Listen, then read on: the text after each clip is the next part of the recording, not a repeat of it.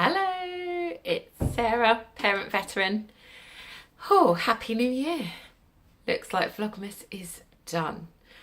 Yeah, I really enjoyed that for a while there. Go back and have a look. I know it's not Christmas anymore, but there was definitely some good topics discussed during Vlogmas.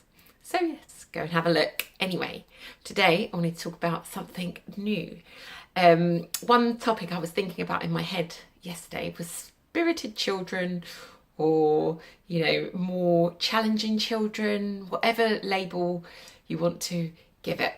I've had many conversations over the years and had many thoughts about different children of mine at varying times, like I'm sure we all do.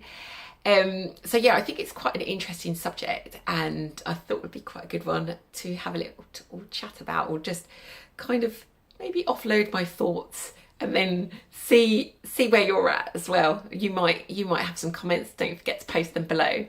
So yeah, I just wanted to kind of work out, because there's always that kind of we have to speak of it. There's always that kind of question in your head: have I got a spirited child, or does my child have ADHD, or are they somewhere on the spectrum? Should I keep an eye on this? At what point should I go and speak to a consultant? Yeah, there's all these kind of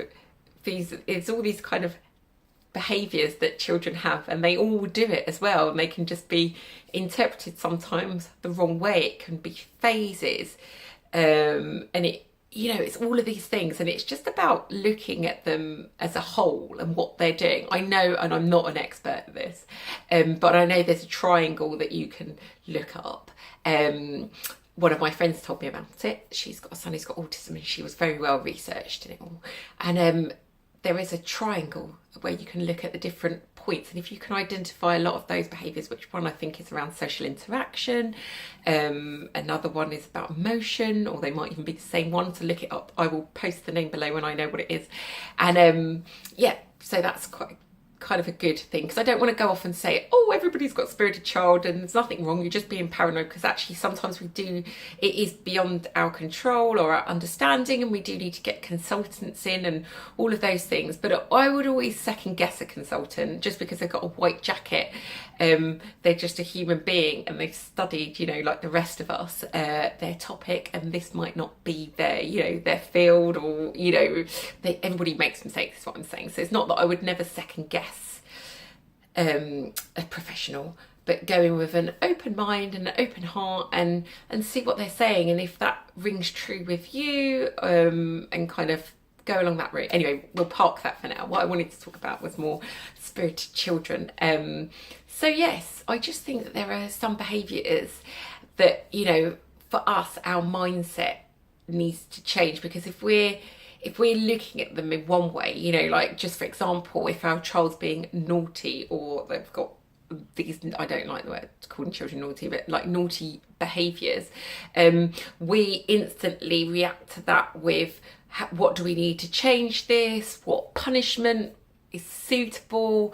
Do they need time out, or whatever it is, that we as parents look to rectify that behaviour. Whereas if we flipped it on its head, and you saw a child who was doing one of these naughty behaviours, if you turned it around and saw that as a child's a need, like they're expressing to you that there's something deep down that they can't cope with, then you no longer look at it from the perspective of you need to punish them. You look at it from how can you help them? So it changes your mindset. So how you then interact and approach your child and that specific issue. So I think that's kind of a good one, to kind of get yourself in the right mindset first, because once you're in the right mindset, then you can look at all of the behaviours and kind of come to a well-rounded decision, rather than just looking at them in isolation and trying to deal with them with kind of punishments and stuff. Anyway, so yes, spirited children, I did have this whole rant in my head to say this morning. I did, but I didn't write anything down, obviously. But I I just think it's quite an interesting one, because there is always, you know, like, especially when you go out in social settings and you see other children and how they behave, whether they're, you know, if you're at a playgroup and it's song time, and there are some kids that, most kids will sit down and engage, and some will be up running around tra la la la in their own world. It doesn't necessarily mean that they are somewhere on the spectrum. I'm sure most people are on the spectrum somewhere, but it's just a case of, you know, I just think we kind of go out of control. There's a lot of labels, and it just builds on anxiety and the feeling that, you know, you need to do something about it. Whereas I just think a watch and wait approach is a really good one, and coming at it from the right mindset will put you in the right place to best evaluate, and then if you need help, get the help that you need. Yes, so maybe I will come back to the spirited children, because my mind has gone completely blank, so I won't hold you up any longer. Yes, if you like what you've heard today, come back, join me, bring your tea. I'm looking to do 1 or 2 of these a week, I hope.